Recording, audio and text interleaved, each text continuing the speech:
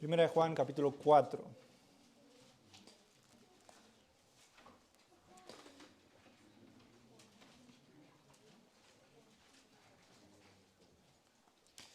Y vamos a leer solo un versículo, nada más. El versículo 13.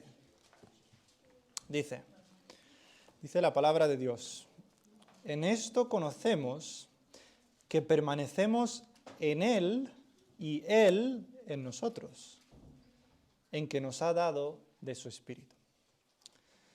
Padre, te damos gracias porque tenemos tu palabra y es lo único que necesitamos para que nuestra fe sea edificada.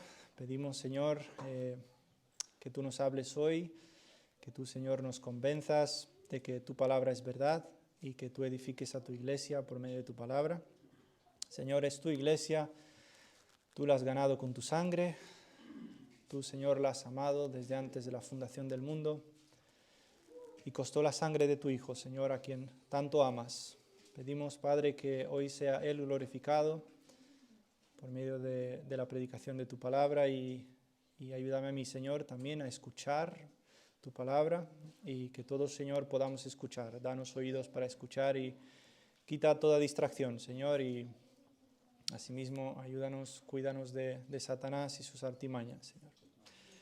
Pedimos todas estas cosas y confiamos en que tú vas a hacer tu voluntad para con nosotros. Amén. Muy bien, hermanos, tenía la intención en realidad de predicar desde el versículo 13 hasta el 21, pero todavía no. Vamos a esperar un poquito y vamos a centrarnos solamente en este versículo. Y hoy va a ser un mensaje más temático, no vamos a exponer tanto este versículo, sino más bien me gustaría enfocarme en un tema específico de este versículo, porque creo que es un tema bastante importante. Y ya Dios mediante, pues podremos ver esta sección en otra oportunidad del 13 al 21. Muy bien, pues este versículo nos enseña que la manera por la cual sabemos que Dios permanece en nosotros es porque nos ha dado de su Espíritu. ¿Vale? Si tú quieres saber, ¿cómo nosotros sabemos que Dios permanece en nosotros? Pues lo sabemos porque Él nos ha dado de su Espíritu.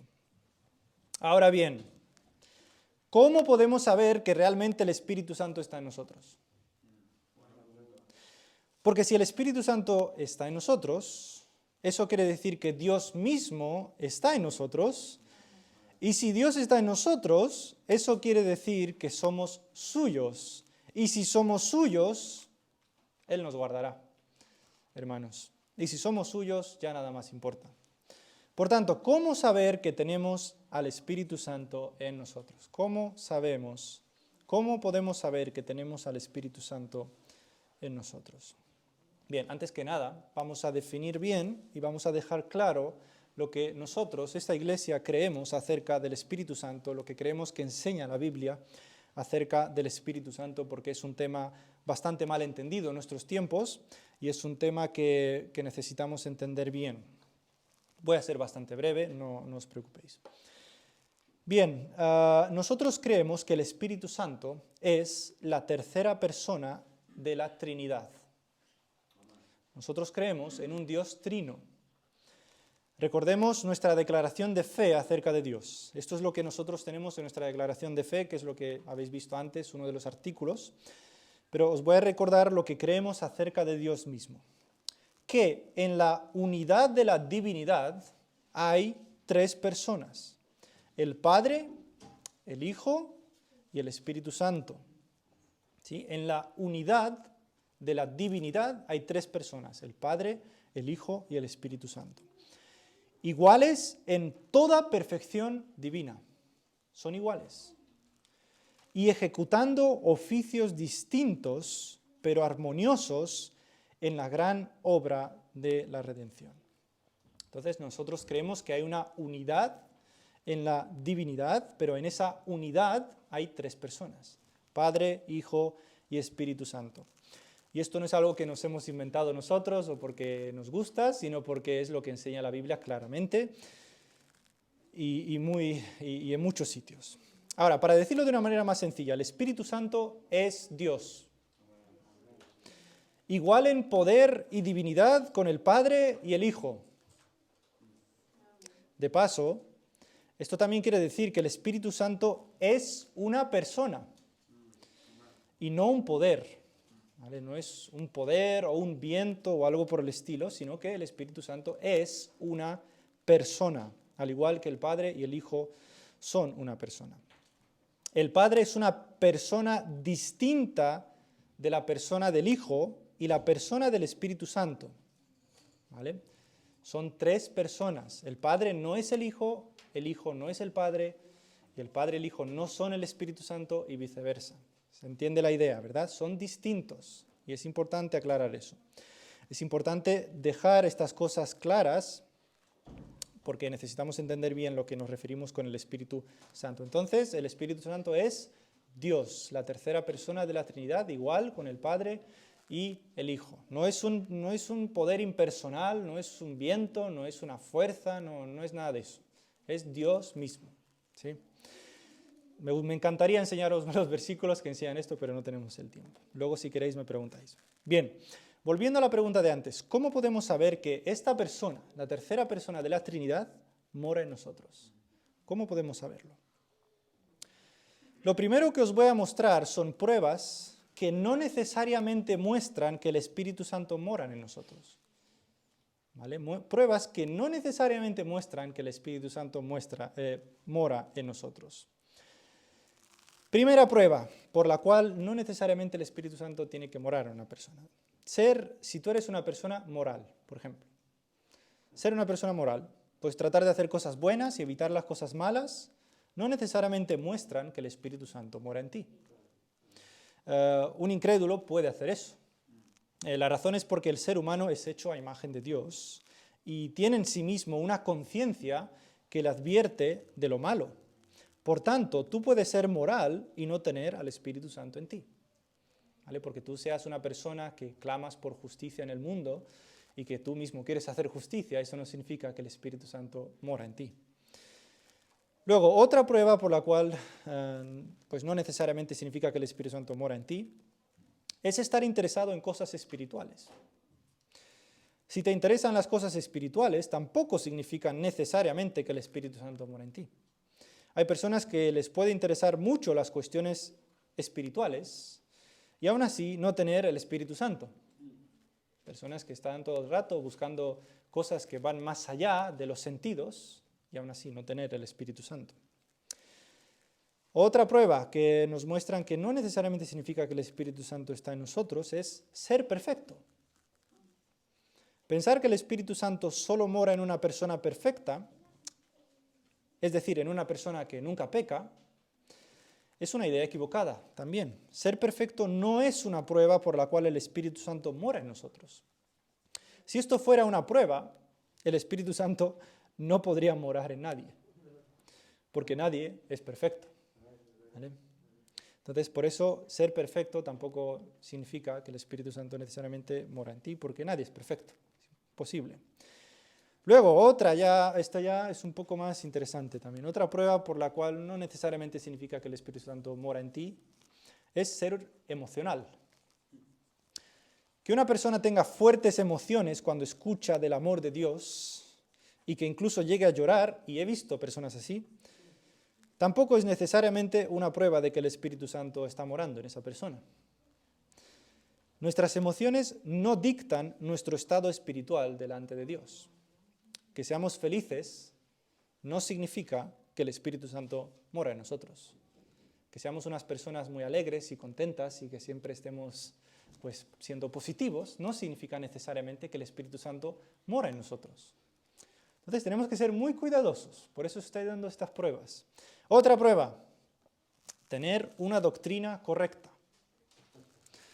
Bueno, que una persona conozca muy bien la Biblia y que se sepa de memoria las confesiones de fe y que siempre busque hablar correctamente sin cometer errores doctrinales, que podemos caer muchas veces en estos errores, tampoco significa necesariamente que el Espíritu Santo more en esa persona.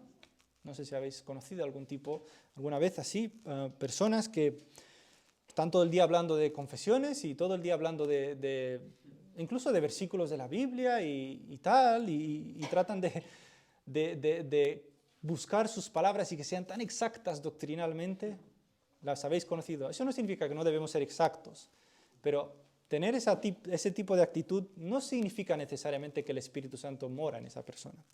¿Vale? Y ahora ya vamos a ver otra prueba, que esta ya es un poco más, no sé si la habéis oído alguna vez, pero está muy presente en nuestros días. Hablar en lenguas. Hablar en lenguas. Esto es una prueba defendida por algunos dentro del círculo evangélico. Este es el argumento de ellos. Escuchad lo que ellos dicen. Cuando estudiamos el libro de Hechos, veremos que cada vez que alguien recibía el Espíritu Santo, esa persona hablaba en lenguas. Por tanto, dicen ellos, la prueba por la cual sabemos que alguien ha recibido el Espíritu Santo es si esa persona habla en lenguas. Según ellos, una persona puede ser creyente y ser hijo de Dios sin tener el Espíritu Santo. Y que la prueba por la cual sabes que ha venido el Espíritu Santo sobre esa persona es si habla en lenguas. Ahora, ¿a qué nos referimos con hablar en lenguas? Con hablar en lenguas nos referimos a, bueno, mejor dicho, se refieren ellos a hablar en idiomas incomprensibles para el ser humano. Cosas que no podemos entender con nuestro entendimiento. Idiomas que no existen en el mundo, sino que los llaman ellos idiomas angélicos. ¿Sí? Entonces estas personas dicen que si tú hablas en lenguas, eso quiere decir que el Espíritu Santo mora en ti. Si tú no hablas en lenguas, el Espíritu Santo no mora en ti. Y eso quiere decir que tú puedes ser creyente un tiempo, de años incluso, sin tener el Espíritu Santo en ti. Bueno, habría mucho que decir para demostrar bíblicamente que esto no es cierto. Y si lo pensamos de esta manera, esto no solamente nos conlleva a problemas doctrinales, sino a problemas pastorales, a personas que están muy deprimidas. Vas a encontrarte con personas deprimidas, ¿por qué? Porque ellos quieren tener el Espíritu Santo y no hablan en lenguas. Entonces vas a tener muchas personas deprimidas, desgraciadamente, si pensamos en esto, además de los problemas doctrinales que nos conlleva esto. Entonces no tengo el tiempo para poder demostrar que esto no es cierto y tampoco es el momento. Lo que sí espero demostrar en esta mañana es que es imposible ser hijo de Dios y no tener al Espíritu Santo. Es imposible. Una vez que uno se convierte en hijo de Dios, el Espíritu Santo inmediatamente está en él. No pasa un tiempo. Y hablar en lenguas no es necesariamente una prueba de tener el Espíritu Santo morando en ti. No es una prueba. Ahora, podríamos dar más pruebas, las cuales pues, nos mostrarían que no necesariamente muestran la morada del Espíritu Santo en una persona, pero creo que son suficientes y se ha entendido la idea, por lo menos de que seamos muy exactos en lo que queremos decir con esto de las pruebas, ¿no?, verdaderas que nos muestran la morada del Espíritu Santo en una persona. Ahora, antes de hablar de las pruebas verdaderas que nos enseña la Biblia, por las cuales sabemos que en alguien mora el Espíritu Santo, antes de hablar de eso, es importante entender que para que el Espíritu Santo more en una persona, la persona no tiene que esforzarse para ello. El Espíritu Santo mora en quien Él quiere morar. No es que si nos portamos bien y hacemos las cosas cristianas, entre comillas, el Espíritu Santo viene a morar en nosotros. No es por nuestros esfuerzos que el Espíritu Santo viene a morar en nosotros. El Espíritu Santo mora en quien Él quiere morar, y una vez que ha venido a morar en esa persona, siempre estará en esa persona. Dios le ha sellado para siempre con el Espíritu Santo. Es importante entender esto, porque no se trata de que nosotros nos esforcemos de que el Espíritu Santo venga a morar en nosotros. Él es soberano, Él es Dios. Él hace lo que quiere y viene a morar donde Él quiere. Y tú dirías, pero Flavio, ¿dónde has visto eso? Juan 3.8. Vamos a ir a Juan 3.8 y ahí lo vais a ver más claro. Juan 3.8. Dice la palabra de Dios: el viento sopla de donde quiere y oyes su sonido, mas ni sabes de dónde viene ni a dónde va. Así es todo aquel que es nacido del Espíritu. El viento hace referencia aquí al Espíritu Santo y dice que al igual que el viento, así es el Espíritu Santo moviéndose donde quiere. El momento que el Espíritu Santo viene a morar en una persona es lo que llamamos el nuevo nacimiento. Y no hay nada que nosotros podamos hacer para influenciar la voluntad del Espíritu Santo. Tú no puedes decir, bueno, voy a empezar a comportarme bien a ver si el Espíritu Santo viene a morar en mí. No, el Espíritu Santo va donde Él quiere. Va donde Él quiere. Él se mueve donde quiere y en quien quiere, haciendo lo que Él quiere. Ese es el Espíritu Santo. Hago esta aclaración antes de hablar de las pruebas que muestran que el Espíritu Santo está en nosotros, porque estas pruebas evidencian el hecho de que el Espíritu Santo ha venido a morar soberanamente en esa persona y no condicionan la morada del Espíritu Santo en la persona. Entonces, lo que vamos a ver ahora son pruebas por las cuales sabemos que el Espíritu Santo soberanamente ha venido a morar en una persona. No es que las pruebas hacen que venga el Espíritu Santo, sino que las pruebas muestran que el Espíritu Santo se ha movido y ha venido en esa persona. ¿Entendemos eso? Eso es importante de entender. Una ilustración. ¿Cómo sabemos que en una casa hay gente? ¿Cómo sabemos que en una casa hay gente? Porque escuchamos sonidos, vemos luz, vemos movimiento, ¿verdad? Hay ciertas pruebas que nos demuestran eso. Pues de la misma manera, la manera por la cual sabemos que el Espíritu Santo ha venido a morar en una persona es porque hay ciertas pruebas que lo demuestran. ¿Sí? Hay ciertas pruebas que demuestran que el Espíritu Santo ha venido a morar en esa persona soberanamente. No porque esa persona haya hecho algo bueno, sino porque Él ha querido. ¿Vale? Y entonces hay ciertas pruebas que nos muestran esto, porque el Espíritu Santo no está dormido en la persona. Él una vez que viene a morar en una persona, no se queda ahí dormido. Lo digo con reverencia, obviamente. No se queda dormido. Él hace lo que Él quiere y va transformando a esa persona. Él está moldeando a esa persona a la imagen de Cristo una vez que viene a morar en esa persona. ¿Vale? Entonces es importante entender esto, que las pruebas no condicionan la venida del Espíritu Santo. No porque nosotros hagamos estas cosas hace que venga el Espíritu Santo sobre nosotros, sino que el Espíritu Santo se mueve, al igual que el viento, donde Él quiere. Con el que Él quiere y hace lo que Él quiere con esa persona. Entonces este es nuestro soberano Dios, hermanos. Nosotros no podemos mandar al Espíritu Santo. No podemos hacer esas cosas. El Espíritu Santo hace lo que Él quiere. Él es Dios. Hermanos, es importante entender eso. Ahora, ¿qué pruebas nos demuestran que el Espíritu Santo mora en nosotros? Bueno, lo que vamos a hacer es mirar la carta de Juan para ver estas pruebas que él mismo nos da.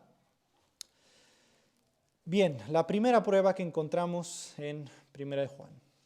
La primera prueba por la cual sabemos que el Espíritu Santo mora en una persona, que ha venido a morar soberanamente en una persona, es que esa persona confiesa a Jesús como el Hijo de Dios. Esa persona confiesa a Jesús como el Hijo de Dios. Entonces la primera prueba y la base de todo es acerca de lo que esa persona cree de Jesús.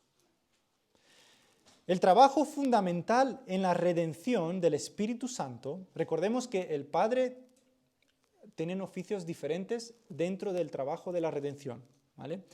El trabajo del Padre en la redención es enviar al Hijo. El trabajo del Hijo en la redención es, pues, morir por nuestros pecados, ¿vale? Y el trabajo del Espíritu Santo es aplicar lo que el Hijo ha hecho en la cruz a las personas, ¿vale? Por tanto, es lógico que el Espíritu Santo dé testimonio de Jesús, porque es solo a través de Jesús que las personas pueden ser salvas. El Espíritu Santo nos aplica la obra de Jesús en nuestros corazones y constantemente nos apunta hacia Jesús. Entonces, si tú ves una persona que habla demasiado del Espíritu Santo, eso es una mala señal, ¿vale? Porque el Espíritu Santo, su trabajo es apuntar hacia Cristo, apuntar a lo que Cristo ha hecho, no apuntarse a sí mismo. Por esto, la primera prueba por la cual sabemos que el Espíritu Santo está en una persona es que esa persona cree en Jesús.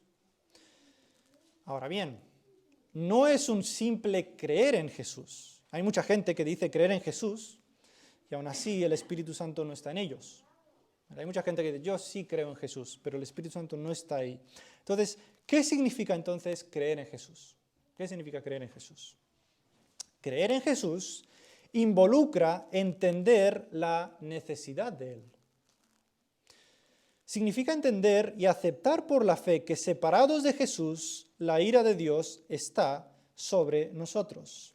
Fijaros Juan, si volvemos una vez más a Juan, capítulo 3, ahí mismo. Dice,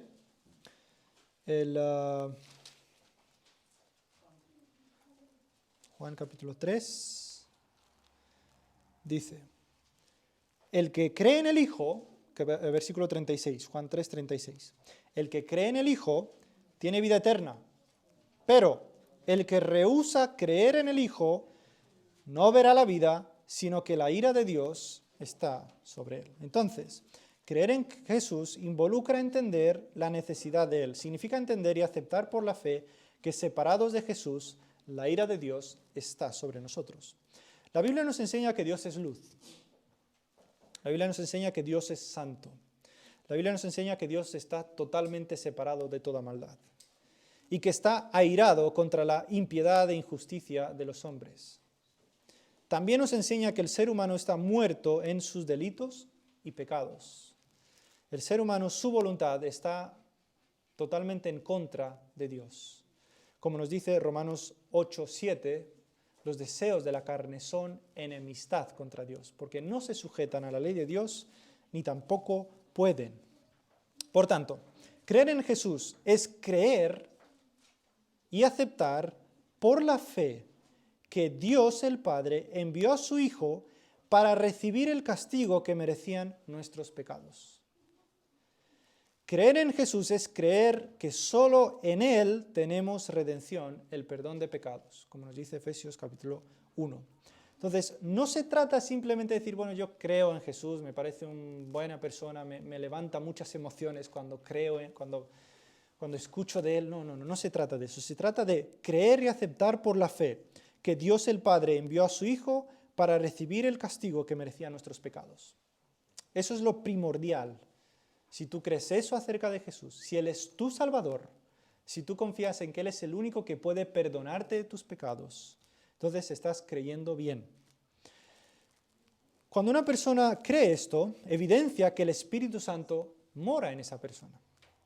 Primera de Juan 4:15, fijaros lo que nos dice. Primera de Juan 4:15. Todo aquel que cree que Jesús es el Hijo de Dios, Dios permanece en él y él en Dios. El que cree en el amor de Dios al enviar a su Hijo para satisfacer su propia ira, evidencia que el Espíritu Santo mora en él. Entonces, hermanos, la primera prueba por la cual nosotros sabemos que el Espíritu Santo está morando en una persona, es lo que cree acerca de Jesús. Cree que Él vino para satisfacer la ira de Dios, cree que Él es el único a través del cual Dios puede perdonar sus pecados. Si tú crees en eso, el Espíritu Santo está en ti. Si estás aquí en esta mañana y no estás seguro de que el Espíritu Santo mora en ti, cree en Jesús. Eso es lo que te digo, cree en Jesús. No te mires a ti, solo cree en Él. Cree en su palabra. Acepta su palabra por la fe. Acepta que Él te perdonó de todos tus pecados, por la fe, en su palabra, no en ti mismo. Si esperas a que tú mismo produzcas algún tipo de fe en ti, nunca lo vas a conseguir. Acepta por la fe que Él te perdonó de tus pecados. Aférrate a lo que Dios dice en su palabra, que en Él hay redención de pecados. No tienes que creer para que el Espíritu Santo venga a morar en ti. No tienes, bueno, es que tengo que creer primero para que el Espíritu Santo venga a morar en mí. No. Cree y sabrás que el Espíritu Santo mora en ti. Porque si estás creyendo es que el Espíritu Santo te está apuntando hacia Cristo y estás creyendo en Él. Entonces, cree en Él. No esperes a que venga el Espíritu Santo, solo cree. Y entonces sabrás que el Espíritu Santo se ha movido soberanamente en ti. Ahora, necesitamos también entender que otra prueba que está muy relacionada con la fe en Cristo es sujetarse a la enseñanza apostólica acerca de Jesús, que encontramos únicamente en la Biblia y no en los credos humanos o en alguna persona. ¿Tú quieres saber que en alguien mora el Espíritu Santo? ¿Qué cree esa persona sobre la Biblia? ¿Cuál es su máxima autoridad? ¿Qué crees tú sobre la Biblia? ¿Es la Biblia tu máxima autoridad? ¿O es algún credo, alguna confesión, alguna persona, algún líder cristiano es tu autoridad? ¿Quién es tu autoridad? ¿Es la Biblia o no? Aquellos que no se sujetan a lo que la Biblia enseña de Jesús evidencian que no tienen al Espíritu Santo morando en ellos. Aquellos que buscan otra autoridad por encima de la Biblia, como por ejemplo la tradición, ¿verdad? Una tradición, es que siempre hemos hecho esto y necesitamos seguir haciéndolo, porque si no, Dios nos va a mirar con malos ojos. Necesitamos seguir haciéndolo, esta es nuestra autoridad. O algún credo, es que si no nos sujetamos a este credo, estamos mal para con Dios. O alguna persona. Dice, no, es que Él es la autoridad. Sí, la Biblia tiene autoridad y todo eso, pero este hombre también es la autoridad, o esta mujer. No, eso no puede ser así. Aquellos que siguen alguna tradición o credo o alguna persona y lo ponen al mismo nivel de autoridad que la Biblia, no tienen al Espíritu Santo. No tienen al Espíritu Santo en ellos, porque el Espíritu Santo... A ver, hermanos, ¿quién inspiró la palabra de Dios? Lo sabemos. Dios. ¿Quién exactamente? El Espíritu Santo. Los profetas nunca hablaron por voluntad propia, sino que fueron inspirados por el Espíritu Santo. Nos dice en 2 de Pedro, capítulo 1, los profetas y todos los que han escrito en la Biblia fueron inspirados por el Espíritu Santo. Y ahora, ¿cómo el Espíritu Santo nos va a guiar a nosotros a creer en algo que está fuera de lo que Él mismo ha inspirado? ¿Cómo nos va a guiar a creer en algún tipo de persona que nos interpreta la Biblia? ¿O cómo nos va a guiar Él a hacer esas cosas? No. El Espíritu Santo siempre nos guía a su palabra y que creamos lo que Él dice acerca de Jesús en su palabra, lo que Él mismo ya nos reveló. Entonces, aquellos que permanecen en las cosas que están escritas en la palabra de Dios evidencian que sí tienen al Espíritu Santo. Entonces, esta es la primera prueba. ¿Cómo sabemos que alguien tiene al Espíritu Santo? Porque esa persona confiesa a Jesús como el Hijo de Dios, como aquel que vino para arreglar su situación delante de Dios y que solamente a través de Él hay salvación. No se trata simplemente de creer en Jesús, se trata de creer en Jesús y lo que Él hizo, quitando la ira de Dios por causa de nuestros pecados. Ahora, otra prueba que también nos muestra Juan. La persona que tiene al Espíritu Santo lucha con el pecado. La persona que tiene al Espíritu Santo lucha con el pecado. Esta es otra prueba por la cual sabemos que el Espíritu Santo ha venido a morar soberanamente en una persona. Es porque esa persona lucha con su pecado. Y sí, digo lucha porque es una lucha. Es una lucha. Una persona lucha con su pecado. Sabe que no es fácil. Está luchando y a veces pierde. Sin embargo, por causa de que la persona tiene al Espíritu Santo y ha nacido de Dios, ahora tiene el poder de resistir al pecado. Fijaros lo que dice 1 de Juan, capítulo 3, versículo 9. 1 de Juan, capítulo 3, versículo 9. Dice, todo aquel que es nacido de Dios no practica el pecado, porque la simiente de Dios permanece en él y no puede pecar porque es nacido de Dios. En este versículo, la simiente de Dios hace referencia al Espíritu Santo. Y nos dice que por causa de que el Espíritu Santo está en una persona, está en nosotros, no practicamos el pecado como algo natural. Para aquel que tiene el Espíritu Santo, el pecado ya no es algo que quiere hacer. Es algo de lo cual quiere escaparse, aunque muchas veces va a pecar. Pero no es algo ya natural. Para el hombre que está muerto en sus delitos y pecados, las cosas de Dios le importan muy poco. Le entra por aquí, le sale por aquí. Aquel que está muerto en delitos y pecados no le interesa hacer la voluntad de Dios. Pero aquel que ha nacido de nuevo, el Espíritu Santo está en él, sabe que peca, pero quiere hacer la voluntad de Dios. Y lucha constantemente con su pecado. Entonces, si tú estás aquí luchando con tu pecado, eso es una gran prueba de que el Espíritu Santo está en ti. ¿Por qué? Porque la vida de Dios está en ti, como dice aquí. No practica el pecado porque la simiente de Dios permanece en él.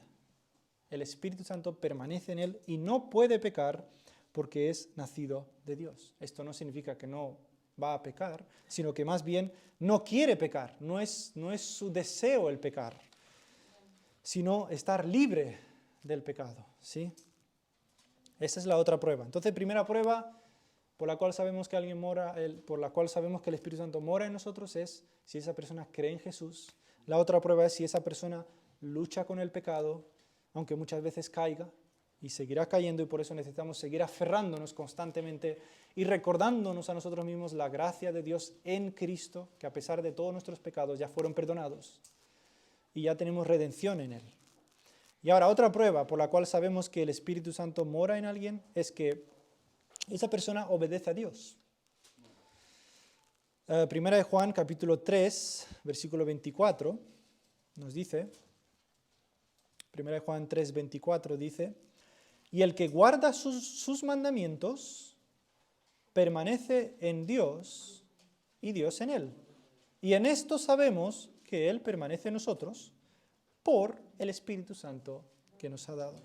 Entonces la persona en la cual está el Espíritu Santo, esa persona obedece los mandamientos de Dios y se deleita en ellos.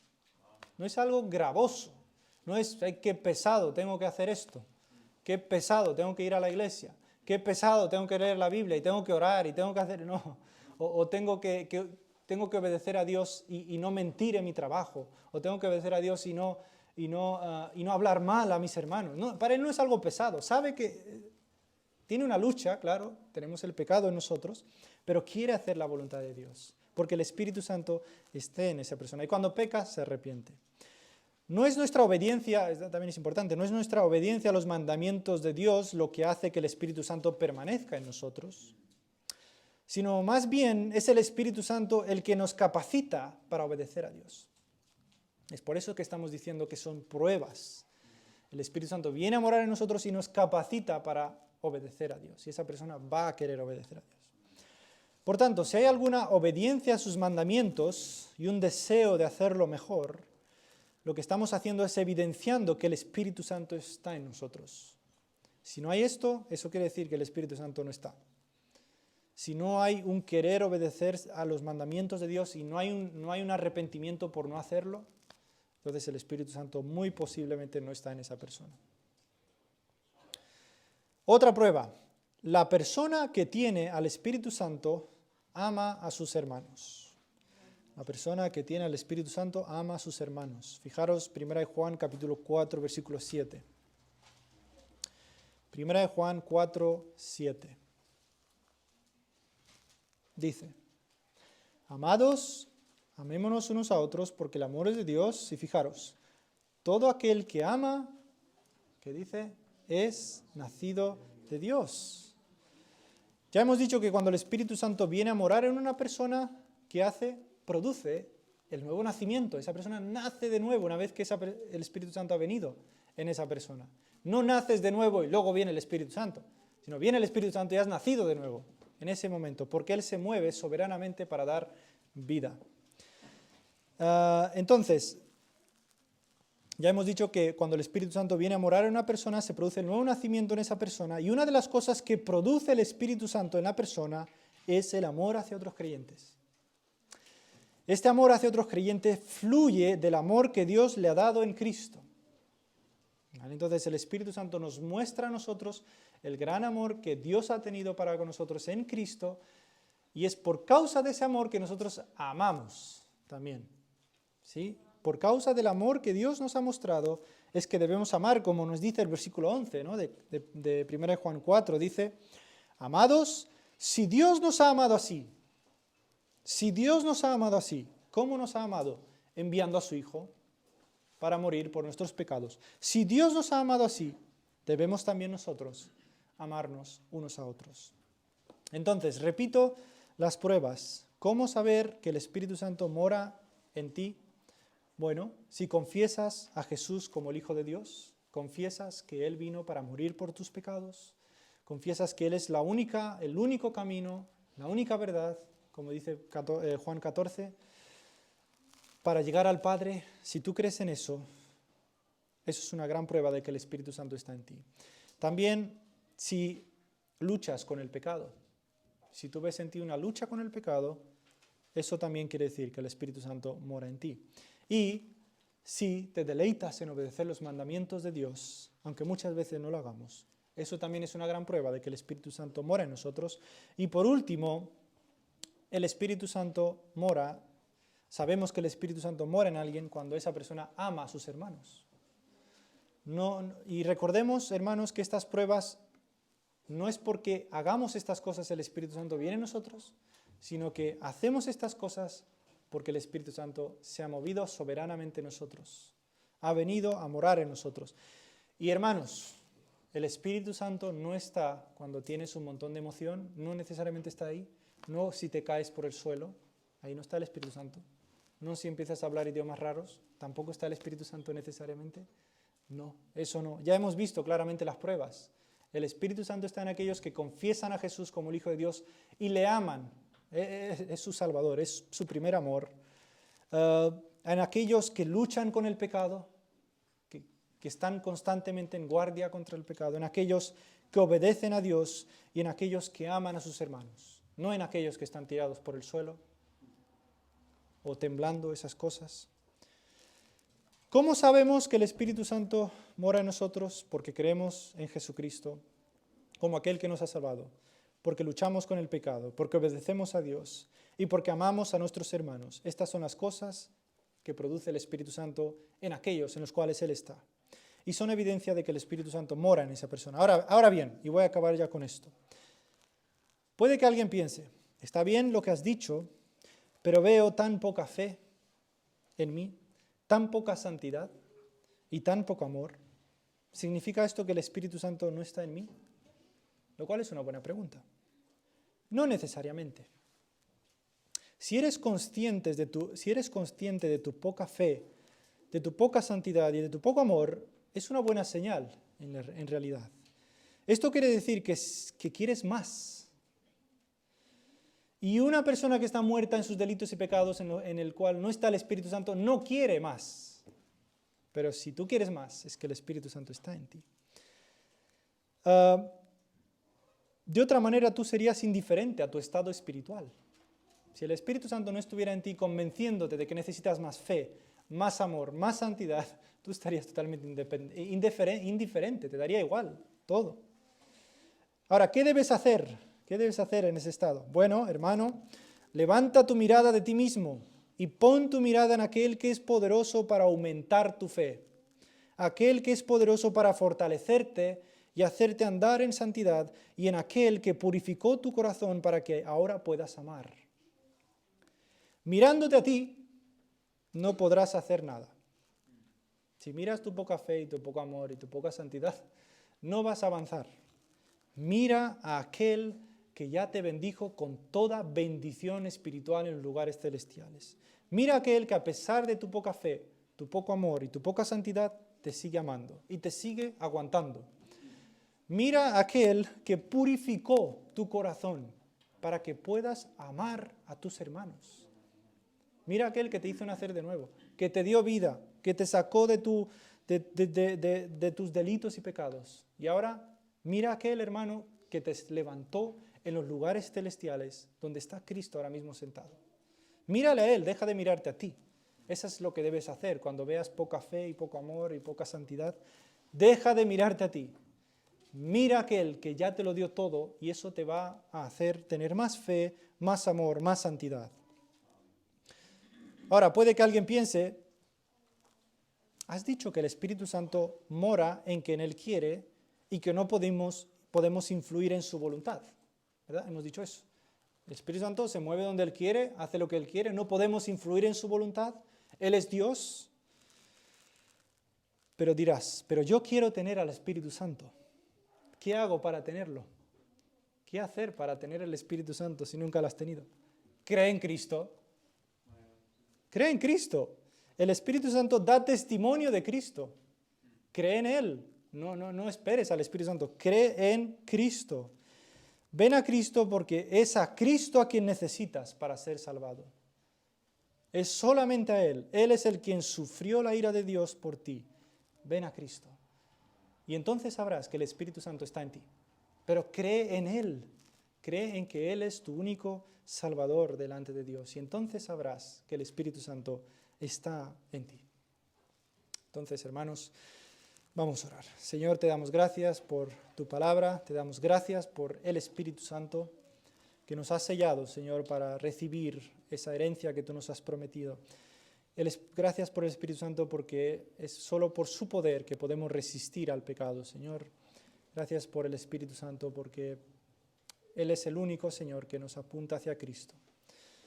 Y ayúdanos, Señor, a creer más en tu palabra, a aferrarnos más a ella, a vivir más dependientes de tu poder en nosotros y no en nuestras fuerzas, Señor. Ayúdanos a salir de aquí edificados.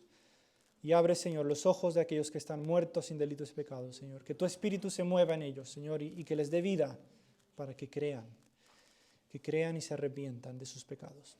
Porque solo en Cristo hay salvación. En su nombre te pedimos. Amén.